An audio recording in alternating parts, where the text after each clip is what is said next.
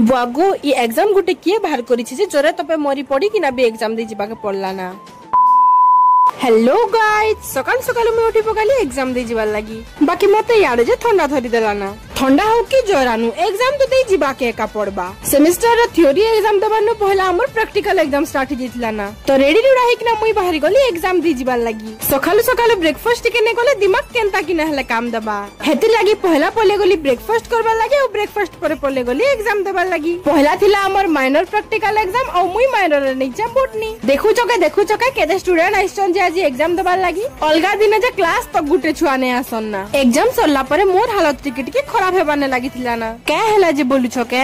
अरे मते जन ठंडा हिथिला बोलुथिली। फिर रूम के आसला परे नेक्स्ट डे प्रैक्टिकल रो रिकॉर्ड सब सजाबार थिला। और रात हो मते तो पूरा जोर धर देथिला ना। और ठंडा हेले मोर जन हिसाब रे मूड चियासी। बाप रे बाप, हेति लागि तो 2-3 दिन हेला ब्लॉग नै आसी पारु थई। एबे मुई ठीक हे गली ना, बले आज नु सब दिन ब्लॉग आसबा।